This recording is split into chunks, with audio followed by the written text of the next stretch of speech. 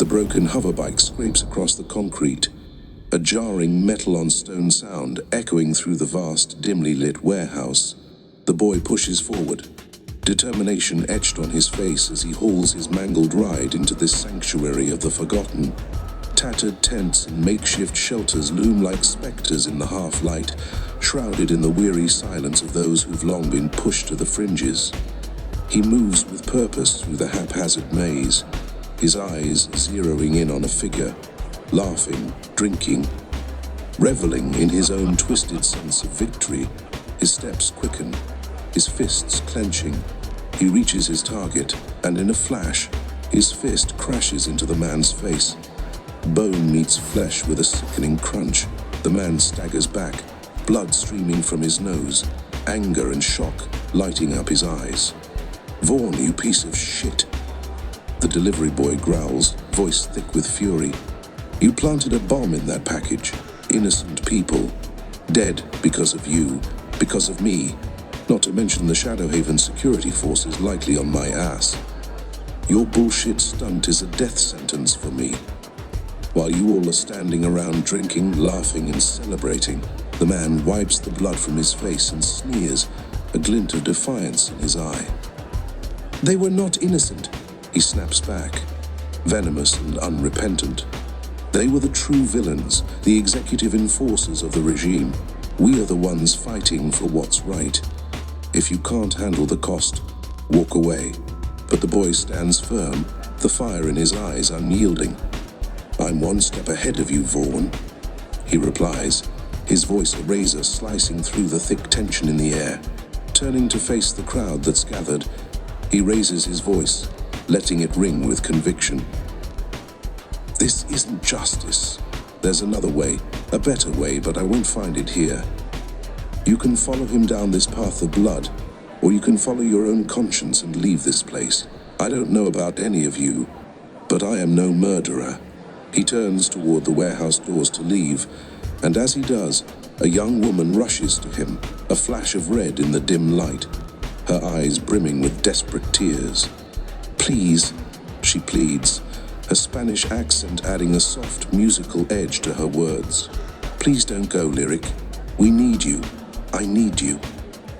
Her hand lingers on his arm, her touch a silent plea for him to stay, to fight beside her. In that instant, a flicker of emotion crosses his face. Lyric turns, torn between loyalty and conviction. "I have to go, Maribel," he says softly. "But you don't have to stay. There's still hope for us. We don't have to lose ourselves in this madness." Her expression hardens, transforming from desperation to betrayal. "Hope for us? Do you think you and I are more important than the cause? Maybe Vorne was right about you. You're just a coward, too scared to make the hard choices. I thought you were different." She tears off a small necklace, a token of their shared past, and throws it at his face. Her voice seethes with bitterness. "Get out. I never want to see your face again. Speaking of which, you're still wearing your helmet, dumbass." Seemingly from out of nowhere, two men appear at Lyric's sides, gripping his legs and carrying him toward the exit. The memory of similar hands restraining him in the sleek, sterile office of the CEO flashes through his mind, a bitter reminder of where his journey began. They toss him through the warehouse doors, and he lands hard, the cold ground knocking the air from his lungs. He stumbles to his feet, but the door slams shut, their laughter echoing from within. Bruised, he starts to turn back when the door flies open again, and his mangled hoverbike hurtles toward him, colliding with his torso. Pain radiates through his ribs, and he collapses, gasping for breath. He fights to stand, each movement a struggle. As he steadies himself, he catches sight of the bike he's used to hold his weight, Vorne's bike. "Thanks for the ride, Vorne." Moments later, Lyric roars down the desolate streets on Vorne's bike. Neon lights cast an eerie glow on the rain-slicked pavement, their lurid colors reflecting off the mist in an unholy halo. The rain pelts down, a relentless cadence that matches the somber rhythm of his thoughts. Posters, the same menacing faces that haunted Lyra, plaster the walls on every street corner. each bearing slogans that seem to mock him. Their hollow promises a stark contrast to the turmoil he feels within. He thinks of the lives lost in the explosion, the faces he imagines, innocent people whose final moments were tainted by confusion and terror. A whispered confession escapes his lips. They're dead because of me. I never wanted any of this. I thought it was just some prank, something harmless. From behind the visor of his helmet, a single tear slips down his cheek. But then his gaze hardens, the sorrow giving way to a simmering rage. Vorne, Maribel, the others. What happened to them? I thought we were going to be the hope people needed.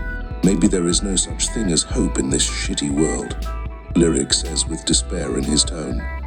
He drives on, through the wet darkness, the empty road stretching before him like a path carved into the abyss. He knows he can't turn back now. In the shadows of an abandoned alley, he slows, finally stopping.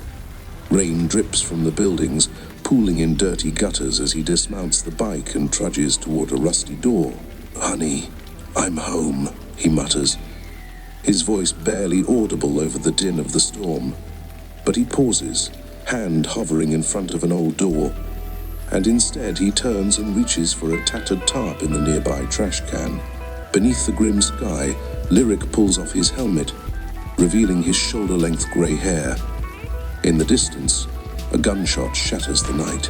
He flinches, turning, his profile illuminated by the distant glow of city lights. The right side of his face is lined with a visible scar, a wound both visible and unseen. For a long moment he stands in the rain, the heavy weight of regret pressing down upon him. Then, without a word, he slips beneath the tarp, seeking refuge from the storm. The rain falls harder, a mournful symphony as he curls up in the darkness, the flicker of neon lights casting ghostly reflections on the puddles around him. Alone, hidden in shadow, he braces himself for the dangerous journey that lies ahead.